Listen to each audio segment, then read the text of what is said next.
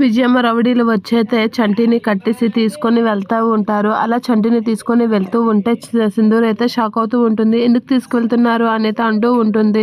అలా అంటూ చంటిని అయితే వాళ్ళు తీర్చుకొని వెళ్తూ ఉంటారు. అదే టైంలో చంచలమ్మ వాళ్ళు ఇంటికి వచ్చేసరికి చంచలమ్మ వాళ్ళ దగ్గరికి అయితే సింధూర వస్తూ ఉంటుంది.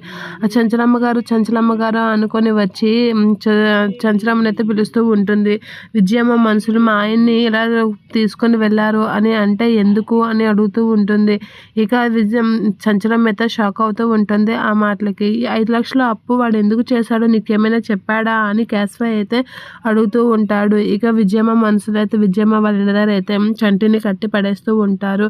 ఇక కేశవ అడిగిన మాటలకి నాకు అది ఎప్పుడు చేశారో నాకు చెప్పలేదు ఆయన అనేది అంటూ ఉంటుంది సింధూర. అలా అనేసరికి వాడు చూసావా ఎలాంటి వాడో, వాడిని నువ్వు ఎలా నమ్ముతున్నావు అని చెప్పి అంటూ ఉంటుంది. వాడికి అలానే జరగాలి, వాడికి అలా బుద్ధి చెప్తే కానీ వాడు తిన్నక రాడు అని చెప్పి చంచలమ్మ అయితే అనేస్తూ ఉంటుంది. చంచలమ్మ గారు అని గట్టిగా అంటూ ఉంటుంది సింధూర.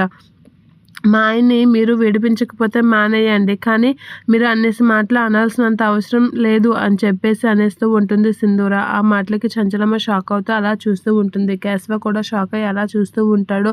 మిమ్మల్ని 5 లక్షలు అప్పు తీర్చమనేమి అడగలేదు, విడిపించమని అడిగాను, పేదవాళ్ళు అంటే అందరికీ లోకువే అని చెప్పేసి సింధూర అయితే అంటూ అక్కడి నుంచి అయితే వెళ్ళిపోతూ ఉంటుంది. అలా వెళ్ళిపోయి చంటి దగ్గరికి అయితే పరిగెట్టుకొని విజయమ్మ వాళ్ళ ఇంటికి వెళ్తూ ఉంటుంది. అక్కడ కట్టిపడేసి ఉన్న చంటిని చూసి షాక్ అవుతూ ఉంటుంది సింధూర.